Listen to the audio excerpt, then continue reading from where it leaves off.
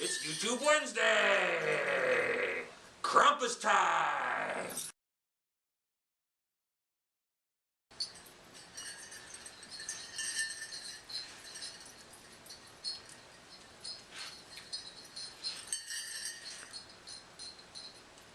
For my Krampus costume, I'm going to repurpose this latex goblin mask that I was going to repurpose into a gargoyle mask, but ended up doing something different, into my Krampus mask.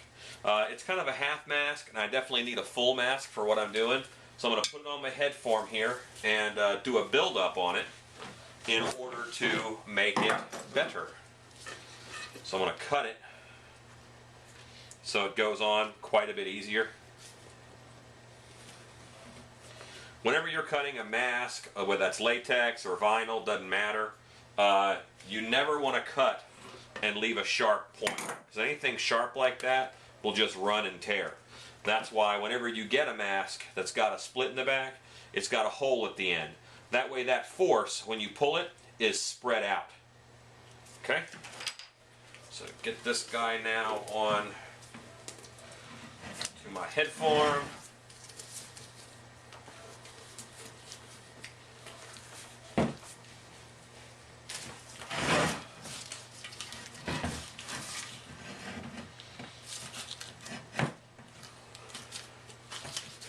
And that's not going to be very fun either. So I'm taking this chin piece off.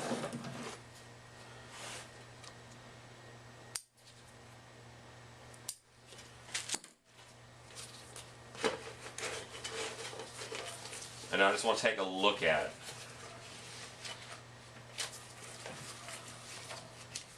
Okay. And I am looking at it. I need to add under the eyes because this is just too much here under the eye that's showing. I'm going to wear this for part of a party. And that tells me that I'm going to want to take it off and not have to put on eye makeup. So, see that, acknowledge that. Now I'm going to put it on a better base for this mask, which is spray sock. Look at my sock mask tutorial. You'll know exactly what it is and where to get it. Let's have latex down here that I'm going to put on this head sock.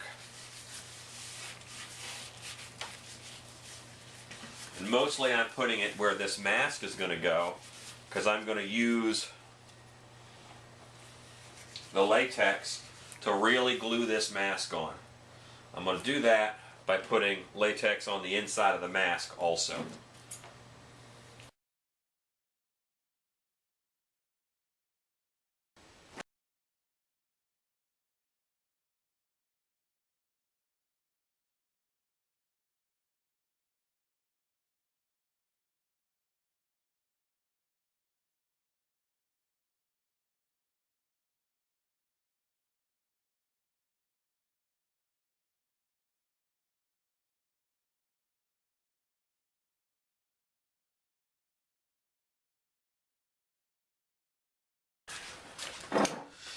Teeth I grabbed this time are pumpkin teeth. They're meant to go into pumpkins or jack-o'-lanterns.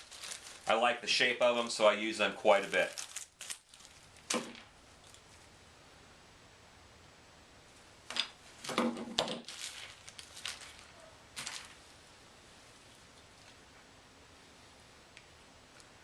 And I'm just going to stick them in the latex, and that should hold them up enough at first.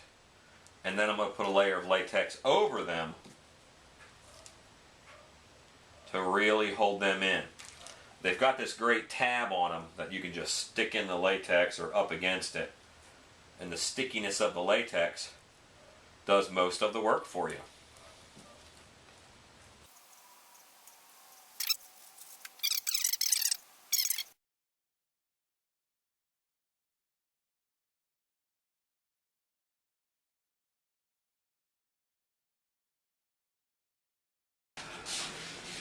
In the background here, I have my mask that I doctored up that is waiting for me to make horns. I've got a little rotary heater on it on a separate circuit from my heat gun that I'm about to use, because two heaters on the same thing would blow a breaker. I also grabbed some kitchen garbage bags And I'm going to make my horns out of these.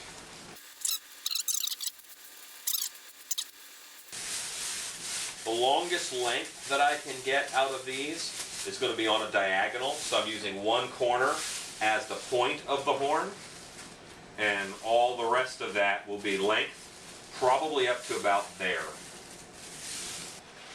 I have a little bit of PVC pipe I'm going to use as the support inside for this horn.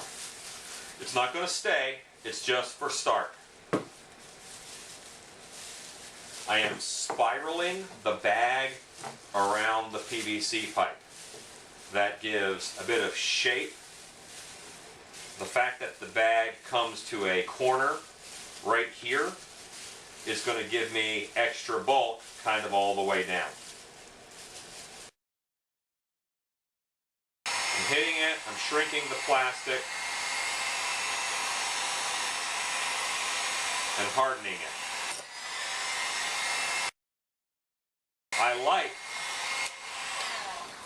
I really like that ridge that comes down the horn.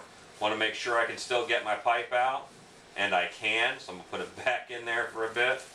I'm going to keep going and finish out this to where I need it.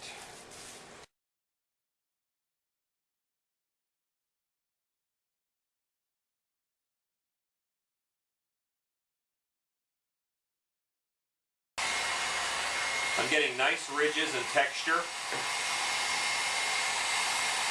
and it's very organic.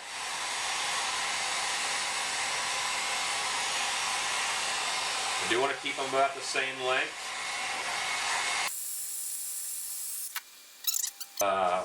Pipe out of there. I've got to weld this end a little bit again by stretching the plastic. And it could be warm, so be careful.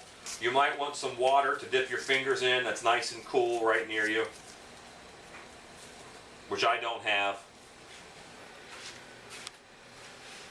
I've got a piece of ceiling hanger wire. This is one of my go-to tools. I use it all the time. It's sold in Home Depot and Lowe's. It's meant to hang suspension ceilings. Alright, so it's over in the ceiling stuff. By the acoustic tile, that's what it's meant for. Use it anytime. Most crafters say they use coat hanger wire because this is already straight. It's cheap. I buy, I think, 25 at a time. It's not that expensive, and it's worth it to me rather than untwisting and straightening coat hangers. This is a great material. I'm going to bend this in half because I'm only going to use half on each horn. That way I can use one piece of this wire.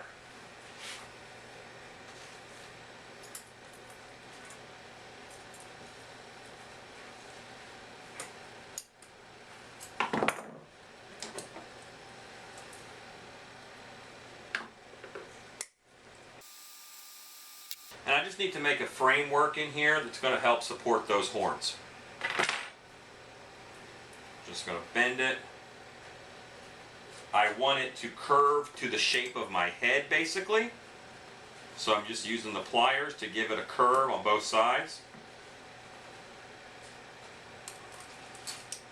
So now this will sit on my head, and this part comes up through that little hole in the horn.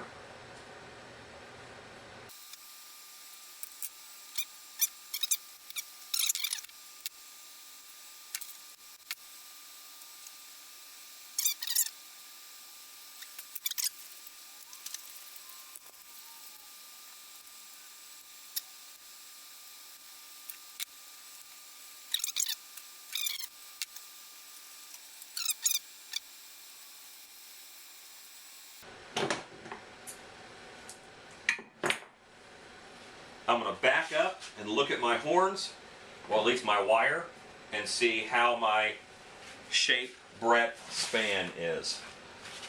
Pretty good, but I want to sweep back a little bit more.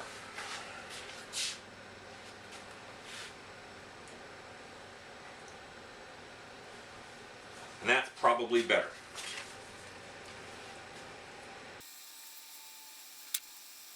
Putting a little piece of tape over the pointy part of the wire so that it won't poke into the plastic as I try and slide the horn over it.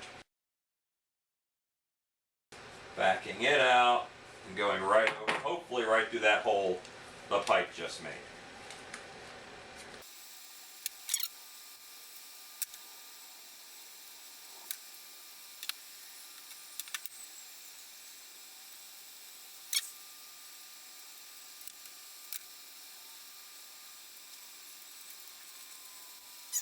Now I've got the gist of my two horns, and I can keep adding plastic to this to get exactly what I want. I'm going to use a rubber mallet and bang out the wire that's right in here underneath, just to make sure it fits well against that plaster head form.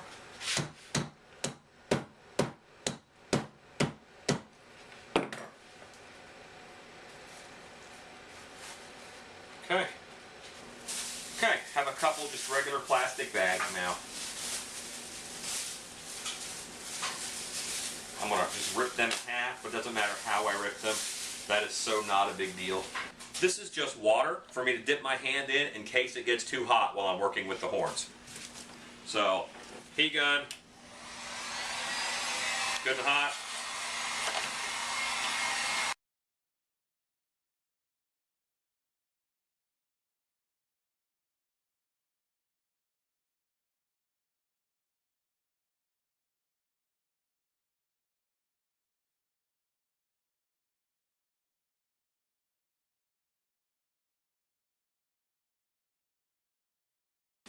Okay, I'm firming up nice. I don't like this right here. I also have, it's a little bit too thin right here for my taste. I'm going to grab one more shopping bag to beef this up and to beef this up.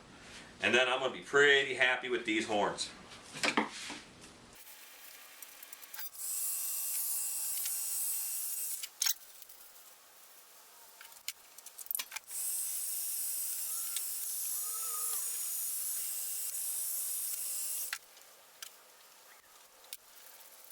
I have my horns where I want them, so I just poked little holes in this old mask, and I'm going to floral wire the two loops together. I could show you this on camera, but you're not going to see anything because it's all really happening underneath of the mask. And it may not be necessary for what you are doing.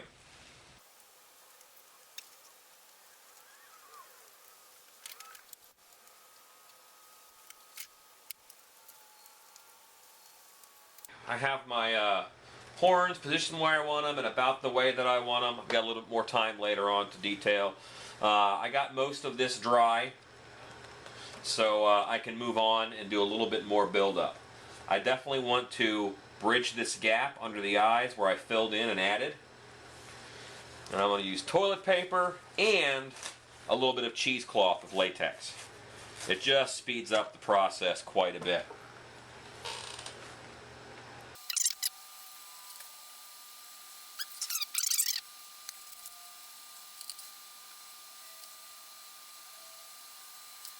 Alright, next big area that I definitely want cheesecloth on is reinforcing up here by those horns.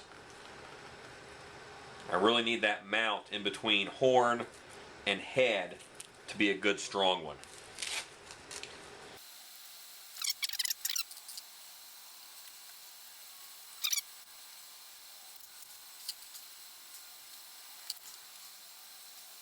Now I'm going to grab a brush and get a good texture over the whole mask.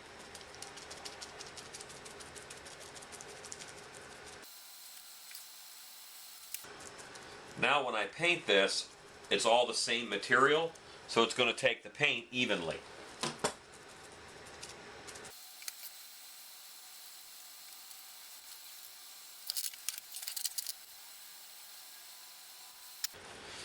I'm going to call this head done. All of my buildup on my face is now dry, so I can begin to take the mask off the head form and get this guy painted.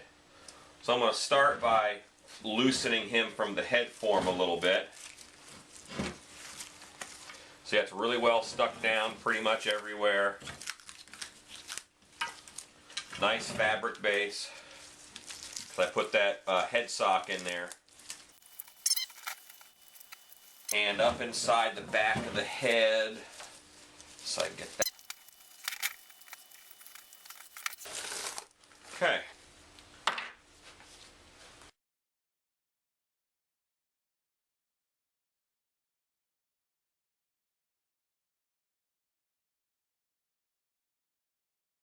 Alright, I have my mask. The paint base layer is dry, so I'm going to go ahead and work on the rest of him. I'm just going to spray paint the horns black, and then I'll dry brush those.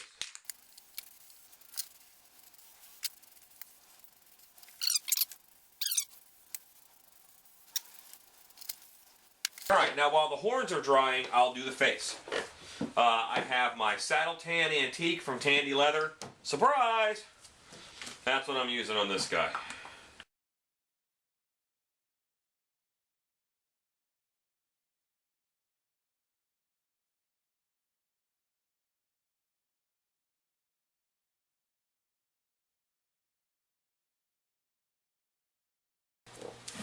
Okay, that's my mask. I've got to let this dry so that I can come back and then repaint the teeth and do some details in around the mouth and the eyes. But that is the basic paint job. I see a little bit under this horn where I missed. Put some gold out on the table. This style of mask, the face is very open, and I'm going to use the regular fur for most of this. So direction of fur.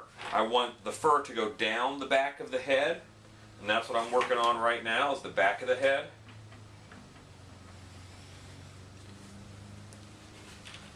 And I kind of want it to start right here in between the horns. So I'm going to take my marker and mark the line where I need to cut this. Just as I push it down,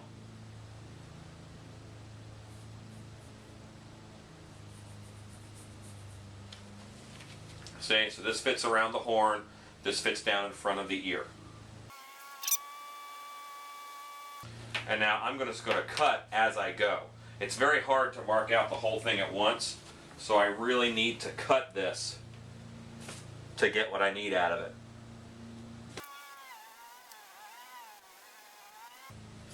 I'll probably end up doing this in two pieces, with the seam right along here on the very bottom, and this underneath as another piece of fur. And this will be sewn on both edges.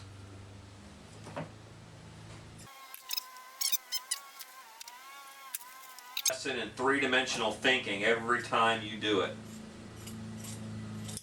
If I had multiple of this mask to make, I would get this piece cut, lay it out and trace it, and then that's my pattern for the next piece. And then I'd write on the piece, on the pattern, which way the fur direction should go.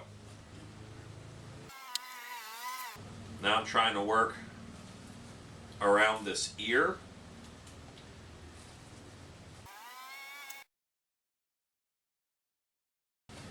Okay, this gets me all the way down here to where my other piece of fur is going to meet up with it.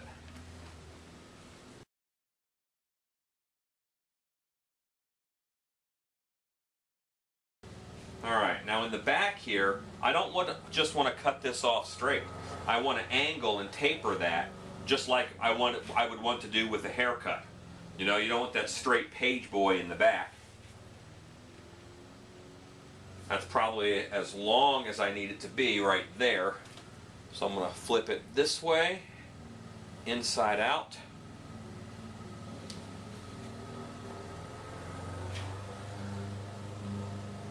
Now this is the sides, and this is the back. This is the very back end, because I made that the middle. And I want to cut this into a point. Just like that. And now I've got this nice point in the back instead of it being flat across. It's going to sit nice on the back. Now this one comes to about under the ear, and right under the ear here, I really want to square these off so I can get my other pieces of fabric on.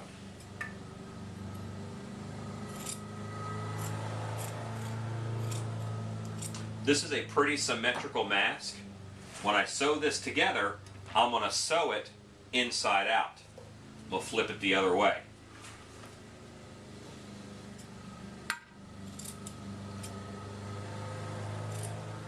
I would have to line this up inside out if this mask wasn't that symmetrical.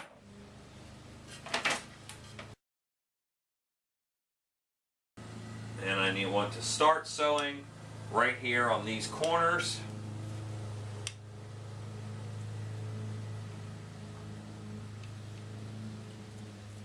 Marking right under the ear, kind of marking where this one needs to be sewn to.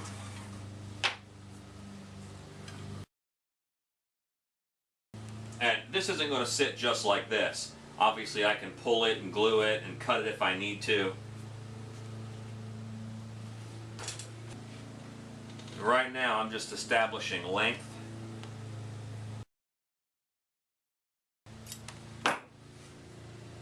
Alright, so fur direction.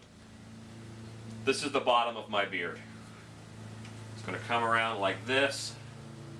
I have enough to sew on both sides.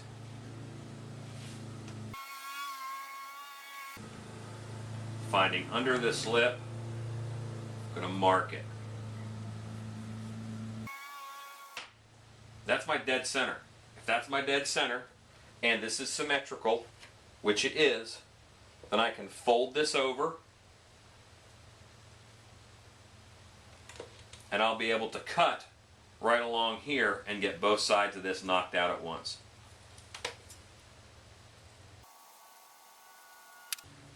So now here is my beard piece. And get my fur off of here.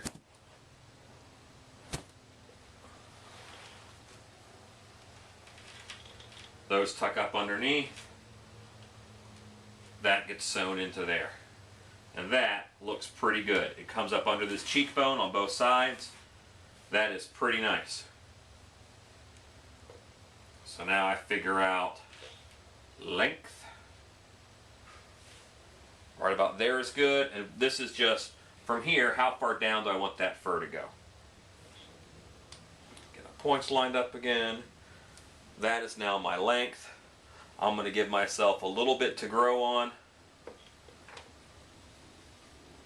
And I'm going to cut this at a nice angle.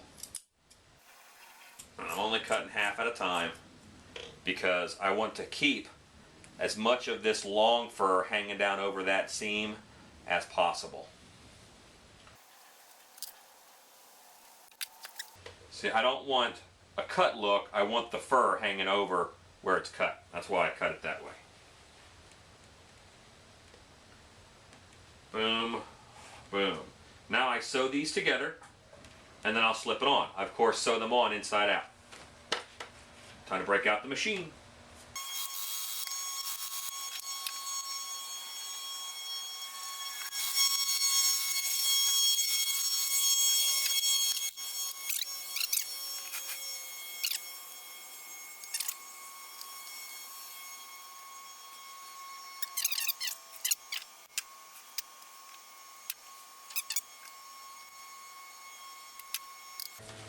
I have contact adhesive from Tandy Leather. This is the best contact adhesive, spray adhesive I've ever used. It is really strong, really good, works well for this.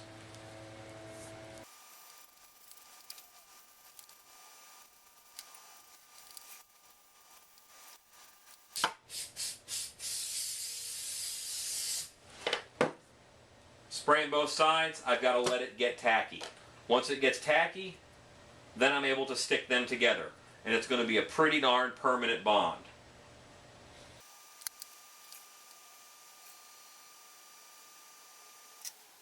There's that dart. Now, because it's all sprayed, I sprayed the inside of all of it, that dart is very easy to make by just squeezing it together, because now the fur is sticking to itself. I don't have to sew that in or glue it in. It has gathered itself, and it's done.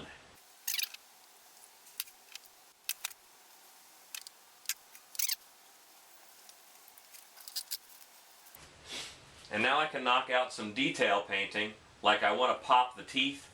and I want to put a little bit of color under the eyes. Because I'm doing 2 colors on the teeth, I want to do them first. That way the top color can dry by the time I come back for the second.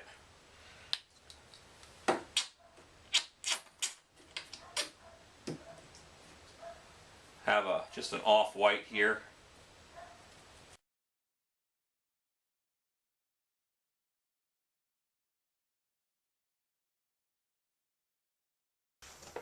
Okay, just popping in with this translucent brown. It's a Createx transparent airbrush paint. And I'm just putting it on the bottom and then I'm kind of pulling it up.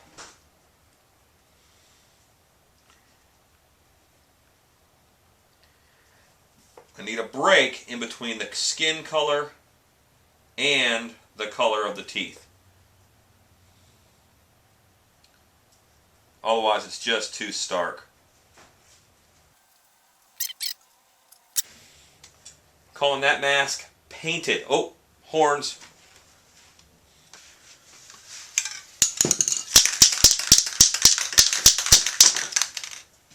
Here I have some really good quality gold spray paint. And I'm going to shoot some on the table, make a puddle, and use that to dry brush. Don't buy cheap metallic paint. Buy the good stuff when you're going to get metallic.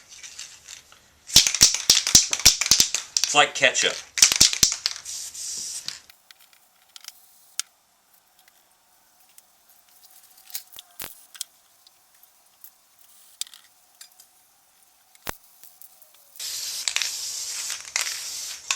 Okay, just doing a stronger highlight on top of the horns. With the spray paint, I stayed directional, so I still have my darks. I didn't blast it straight down.